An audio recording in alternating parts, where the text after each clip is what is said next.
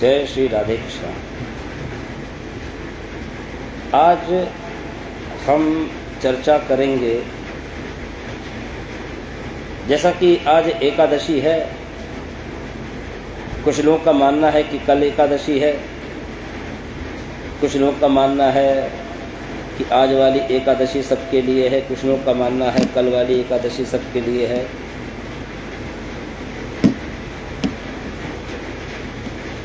तो इसमें थोड़ा सा लोगों का भेद है कि कौन सी एकादशी हम रहें, आज वाली रहें या कल वाली रहें। देखिए, एकादशी हमेशा आती है दो।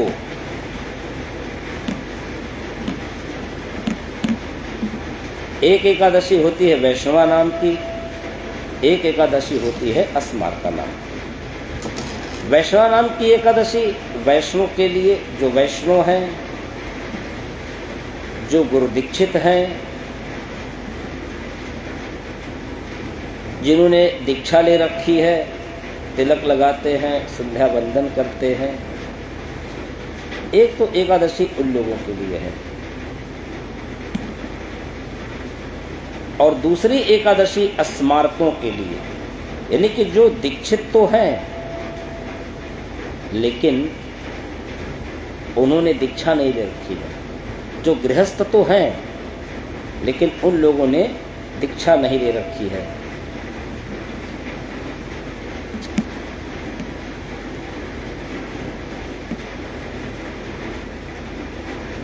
साधु हैं, संत हैं, सन्यासी हैं, आदि आदि।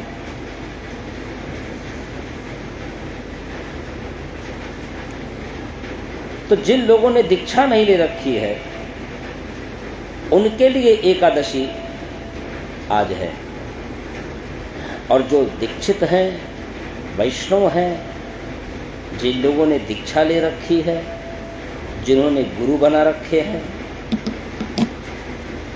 उन लोगों के लिए एकादशी कल है। तो ये तो एक बात हो गई।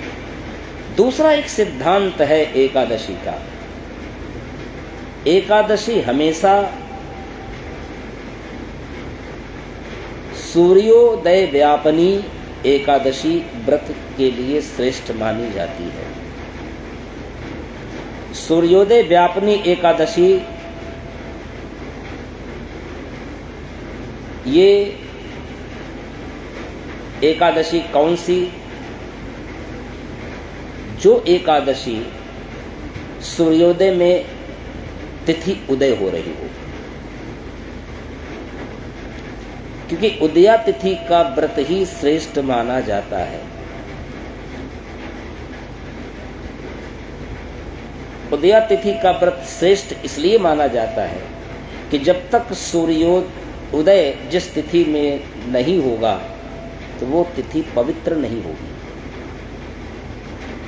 सूर्योदय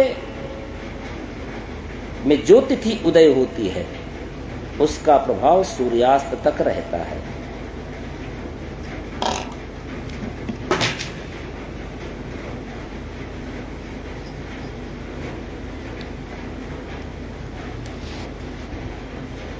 तो कहने का अभिप्राय ये कि जो तिथि सूर्योदय में उदय हो,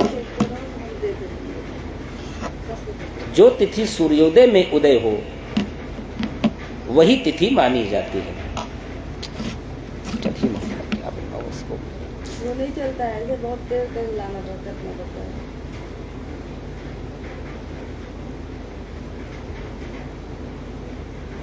दूसरा सिद्धांत है कि जब 12 बजे मध्य रात्रि के बाद एकादशी लगेगी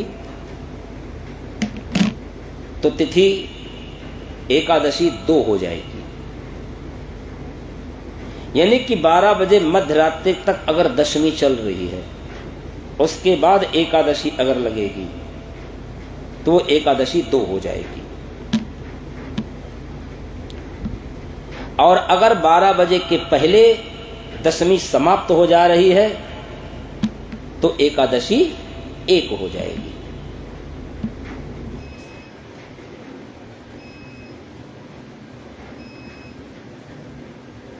जो स्थिति आज की है, 12 बजे के बाद एकादशी लगी। देखिए, समय स्थानिक होता है। दिल्ली में कुछ समय होगा, कानपुर में कुछ समय होगा, लखनऊ में कुछ समय होगा। तो अलग अलग जगहों पे भौगोलिक स्थिति अलग अलग होगी। सुबह प्रातः 4:15 जो कि कलकत्ता के समय के अनुसार, वाराणसी में यही समय 8 बजे हो जाएगा, दिल्ली में यही समय 1:40 हो जाएगा। तो दिल्ली में रहने वाले लोगों की जो एकादशी है, वो एकादशी 1:20 पर लगी। और 1:20 पर जब एकादशी लगेगी तो ये एकादशी परसों सुबह तक रहेगी। तो जो परसों सुबह 1 बजे तक एकादशी रहेगी, तो उदया तिथि उनको मिलेगी कल सुबह। तो कल सुबह जो एकादशी लगेगी वो वैष्णव की हो जाएगी, वैष्णवा नाम एकादशी। जब वैष्णवा नाम एकादशी हो जाएगी, नहीं है एकादशी आपका गलत नहीं है, एकादशी आपकी सही है। चलो, आपने परमात्मा का नाम तो लिया, भाव भक्ति से आ गया। जय श्री राधे कृष्ण। तो अगर उन्होंने आज व्रत कर लिया तो परेशान होने की आवश्यकता नहीं है, दुखी होने की आवश्यकता नहीं है, कोई बात नहीं है। जीवन में ये सब तो चलता रहता है। अगर आपने अनजाने में व्रत कर लिया तो कोई दिक्कत की बात नहीं है, आपके लिए और भी अच्छी बात है।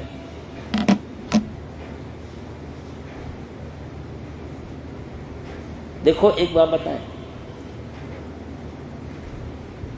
अगर सुख है तो दुख भी है, आज खुशी है तो कल गम भी है, कहीं खुशी कहीं गम। अरे बात बताएं, हर गम के पीछे खुशी ही होती है। कोई व्यक्ति जीवन भर ना तो सुखी रहा और कोई व्यक्ति ना तो जीवन भर दुखी रहा। आज मिले सुख से आप खुश हो, तो कभी अगर कोई दुख, विपदा, अड़चन तुम्हारे जीवन में अगर आ जाए तो घबराएं नहीं। क्या पता वो अगले किसी सुख की तैयारी हो रही है। तुम्हारे जीवन में कोई भी दुख अगर परमात्मा दे रहा है तो परमात्मा उस तुम्हारे दुख के पीछे तुम्हारे सुख की तैयारी में लगा है। बहुत जल्दी तुम्हारे जीवन में सुख आ रहा है। स्थिति अनुकूलता में हो, देखो, अनुकूलता भोजन है, प्रतिकूलता विटामिन है और चुनौतियां वरदान है। इस संबंध में, इस प्रसंग में 2 कथा आती है और दोनों कथा रामचरितमानस से है। वाल्मीकि रामायण में ये बात आती है कि जब राजा दशरथ को संतान नहीं हो रही थी और राजा दशरथ को संतान की चिंता भी नहीं हो रही थी, राजा दशरथ संतान से चिंतित नहीं थे, लेकिन उनके गुरुदेव चिंतित रहते हैं। देखो, गुरु अपने शिष्य की जब चिंता करता है तो शिष्य को चिंता छोड़ देनी चाहिए। इसीलिए तो लोग गुरु बनाते हैं। हम गुरु क्यों बनाते हैं? कि सारी चिंता हमारे गुरुदेव पर। हमारे गुरुदेव जब चिंता करेंगे तो हमारी चिंता का हरण हो जाएगा, क्योंकि गुरु में वो गुरुत्व शक्ति है, गुरुत्वाकर्षण शक्ति है, जो अपने शिष्य की चिंता को चिंतन में परिवर्तित करके, उसके दुख को उसके सुख में परिवर्तित करके अपने शिष्य को सुखी बना देता है। कहते, कोई भी प्रायश्चित कर्म करके व्यक्ति पश्चाताप से मुक्त होता है। गुरुदेव में इतनी शक्ति होती है कि तुमको तुम्हारे उस पाप से प्रायश्चित के रूप में पश्चाताप स्वप्न में करा करके तुमको उससे मुक्त कर देंगे। इसीलिए तो लोग गुरु बनाते हैं। राजा दशरथ ने विचार किया कि मेरे पुत्र नहीं है, हमें चिंता करने की क्या आवश्यकता, हमारे गुरुदेव तो चिंता कर ही रहे हैं। और जब गुरुदेव चिंता करने लग जाएं तो शिष्य चिंता नहीं करता, शिष्य चिंतन करता है। और दूसरी जो रहस्यमयी बातें हैं कि राजा दशरथ को पुत्र की चिंता क्यों नहीं थी, क्योंकि राजा दशरथ को पता था कि उनको संतान होगी। ये बात उनके गुरुदेव वशिष्ठ भी नहीं जानते थे कि हमारा शिष्य चिंतित क्यों नहीं हो रहा, उसको चिंता किस बात की नहीं हो रही। वाल्मीकि रामायण में यह कथा आती है कि एक बार गुरु वशिष्ठ ने विचार किया कि हमारा राजा चिंतित नहीं है पुत्र के लिए, तो उसको चिंता कैसे दिलाई जाए। तो गुरु वशिष्ठ अपने पुत्र को लेकर के अरुंधति के साथ राजा दशरथ के दरबार में गए। कौशल्या आदि रानियां साथ बैठी हुई थी। राजा दशरथ ने देखा कि गुरुदेव की गोद में पुत्र था, तो गुरुदेव ने पूछा कि दशरथ सब ठीक ठाक तो है। और इतना कहकर राजा दशरथ से गुरु वशिष्ठ ने अपने पुत्र को थोड़ा छेड़ दिया, तो वो पुत्र रोने लगा और इतना तेज से रोने लगा कि चुप होने का नाम ही न ले। अरुंधति की गोद में दिया तो अरुंधति भी अपने पुत्र को चुप कराने लगी, लेकिन पुत्र और भी रोने लग गया। कौशल्या आदि रानियों ने कहा कि माता जी जरा पुत्र को हमारी गोद में दें। और जैसे ही कौशल्या आदि रानियों ने गोद में लिया, पुत्र शांत हो गया, पुत्र चुप हो गया। राजा दशरथ ने पूछा गुरु वशिष्ठ से कि गुरुदेव आपकी गोद में बेटा था, बहुत रो रहा था, कौशल्या की गोद में जाते ही चुप हो गया, ऐसा क्यों? राजा दशरथ ने कहा, जब तो गुरु वशिष्ठ ने कहा कि राजन, ये बेटा जब तक हमारी गोद में था वो इसीलिए रो रहा था क्योंकि उसका कोई पुरोहित ही नहीं है, क्योंकि मैं तो तुम्हारा पुरोहित हूं। जब तक तुम हो और जब तुम नहीं रहोगे तो हमारी पुरताही ही तो खत्म हो जाएगी। मैं जजमान, मेरा बेटा जजमान कहां से लाएगा? यानी कि गुरु वशिष्ठ राजा को चिंतित कराना चाहते थे कि राजा दशरथ को पुत्र की चिंता हो। राजा दशरथ को इस बात की चिंता नहीं थी क्योंकि उन्हें पता था कि उन्हें बेटा होगा। क्यों? क्योंकि श्रवण को जब राजा दशरथ ने श्रवण कुमार को तीर मारी थी और श्रवण का जब देहावसान हो गया तो अपने पुत्र के वियोग में श्रवण कुमार के माता पिता ने राजा दशरथ को श्राप दिया कि ऐ राजा, जिस तरह से आज मैं पुत्र के वियोग में तड़प तड़प कर मर रहा हूं, एक दिन तू भी इसी तरह से पुत्र वियोग में तड़प तड़प कर मरेगा, तड़प तड़प कर मरेगा।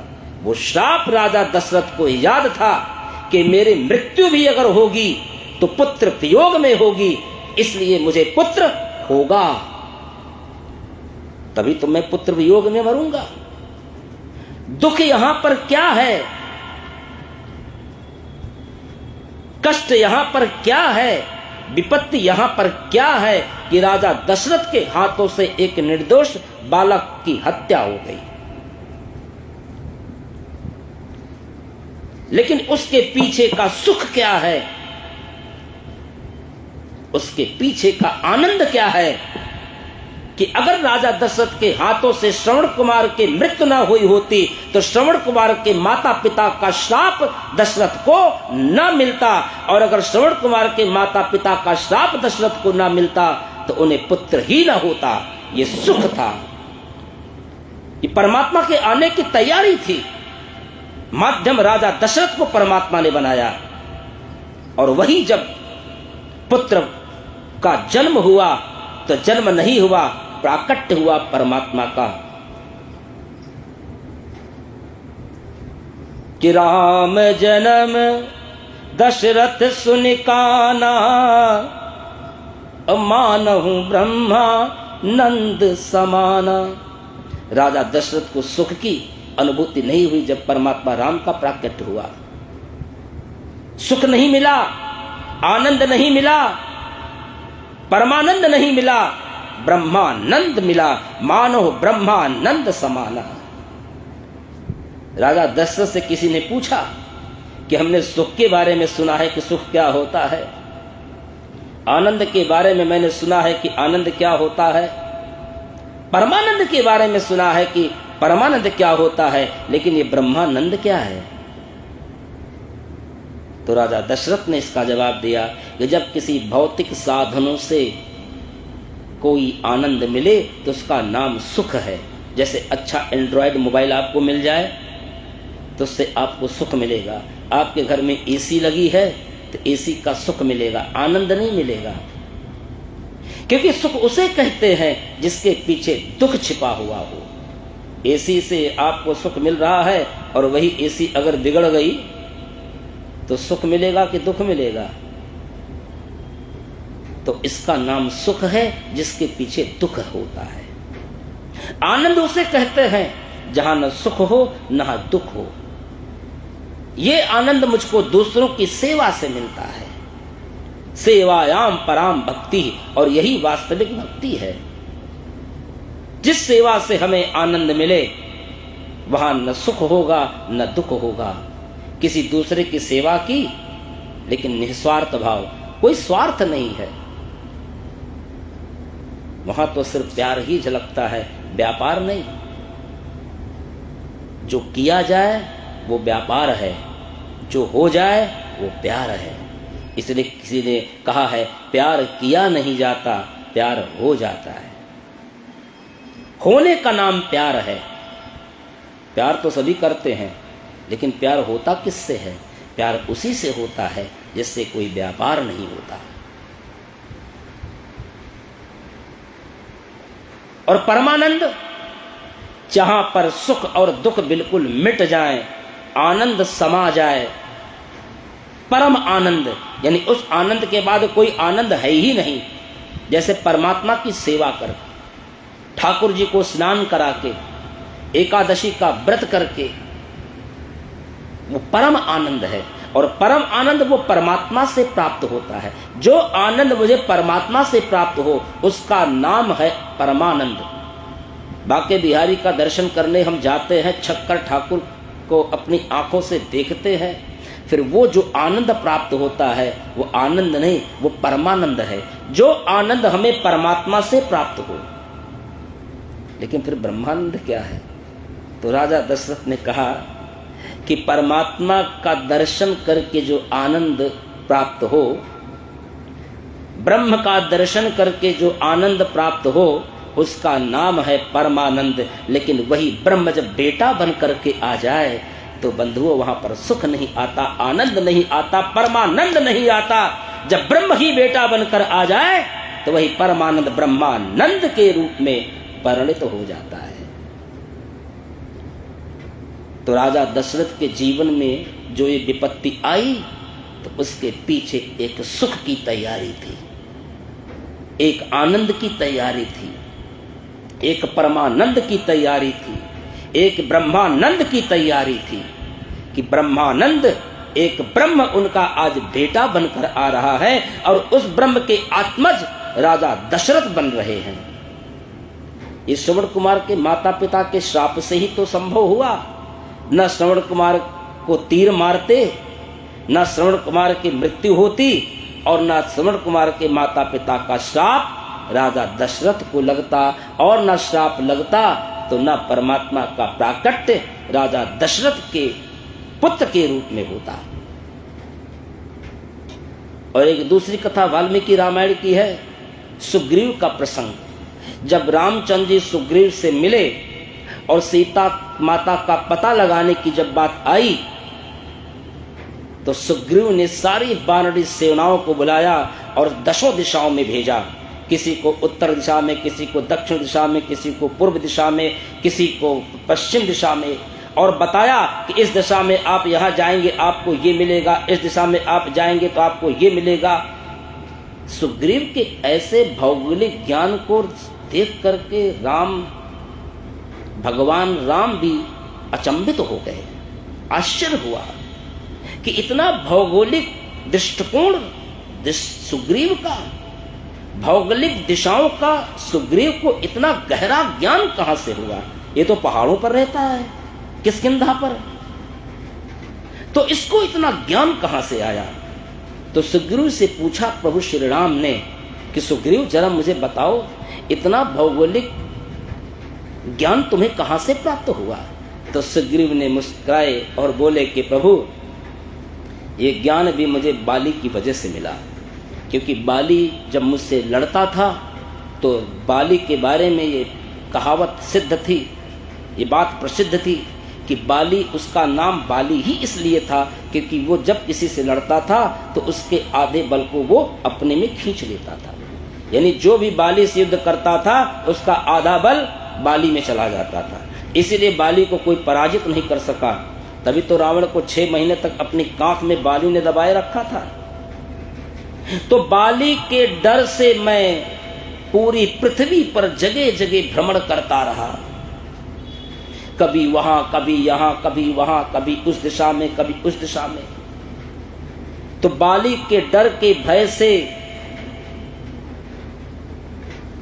मैं पूरी पृथ्वी का न जाने कितनी बार मैंने चक्कर लगाया और उसी के आधार पर मुझे पृथ्वी के समस्त भौगोलिक दिशाओं का ज्ञान हो गया। तो विपत्ति इसमें क्या थी? दुख इसमें क्या था? कष्ट इसमें क्या था? बाली के द्वारा मारे जाने का भय। अगर सुग्रीव को बाली के बल का भय न हुआ होता तो बाली के बल के डर से सुग्रीव इधर उधर भागता क्यों? और अगर भागता नहीं तो उसको भौगोलिक दिशाओं का ज्ञान कहां से होता? और वो भौगोलिक दिशाओं का ज्ञान आज सार्थक सिद्ध हो गया जब प्रभु श्री राम की पत्नी सीता माता का खोज करने के लिए सुग्रीव ने बानरी सेना को तैयार किया। वो उपयोग में आया। तो विपत्ति यही थी, दुख यही था कि बाली की बल से जो डर सुग्रीव में समाया था और जिसके डर से वो जगह जगह भागता फिरता रहता था, ये कष्ट था। लेकिन उस कष्ट के पीछे सुख क्या था कि उसी बहाने, उसी कारण से सुग्रीव के समस्त पृथ्वी के भौगोलिक दृष्टिकोण का ज्ञान उसे हो गया और वही ज्ञान आज सीता माता का पता लगाने में आया। और अगर भौगोलिक ज्ञान न होता तो प्रभु श्री राम के कार्य का जो जिम्मा था वो सुग्रीव को कैसे मिलता? सुग्रीव की मित्रता प्रभु श्री राम से कैसे होती? तो उसके उस भौगोलिक ज्ञान का उपयोग प्रभु श्री राम के राम काज में आया। सुग्रीव धन्य हो गया। तो बंधुओं, जब भी कोई विपत्ति आए तो भगवान से शिकायत न करें, भगवान का धन्यवाद करें। परमात्मा दुख और कष्ट उसी को देते हैं जो परमात्मा के निकट होता है, और परमात्मा के निकट का सिर्फ एक ही टिकट है। जैसे आपके पास टिकट हो तो सफर आपका आसान हो जाएगा। सफर में 2 चीज होती है, एक सामान और एक टिकट। अब आपसे पूछे कोई तो आप बताओ कि सफर में सबसे इंपॉर्टेंट क्या है, टिकट या सामान? अरे सामान अगर आपका चोरी चला गया तो सामान तो वापस भी आ जाएगा। आप बिना सामान के भी अपने गंतव्य स्थान तक पहुंच जाओगे अगर टिकट आपके पास रहेगा। लेकिन जरा सोचो कि टिकट आपका चोरी हो जाए, टिकट आपका गायब हो जाए, या आप सपोज करिए, अब तो ऑनलाइन का जमाना है, अब तो ज्यादा संभावनाएं नहीं हैं, लेकिन जरा सोचिए कि टिकट में विपत्ति आ जाए, टिकट में बाधा आ जाए। अब बताऊं कैसे बाधा टिकट में आती है? अब तो एक नया सिस्टम आ गया है कि आपका रिजर्वेशन जिस स्टेशन से है, अगर आप उस स्टेशन पर अपनी सीट पर नहीं मिले तो लाख आपके पास टिकट हो, अगर टीटी ने आपको एब्सेंट कर दिया तो आप विदाउट टिकट हो जाओगे। टिकट सबसे बड़ा यही विकट है, ये टिकट आपका सबसे बड़ा विकट हो जाएगा। तो इंपॉर्टेंट टिकट है कि नहीं सामान से? तो जैसे आप टिकट से अपनी मंजिल के निकट हो जाते हो, उसी तरह से परमात्मा की भक्ति का भी टिकट हमेशा अपने पास रखना। परमात्मा की भक्ति का, परमात्मा के निष्काम भक्ति, सकाम भक्ति नहीं, निष्काम भक्ति का टिकट जिसके पास रहेगा वही परमात्मा के निकट रहेगा। और जो परमात्मा के निकट रहेगा तो उसके जीवन में विकट कभी निकट नहीं रहेगा। जय श्री राधे कृष्णा।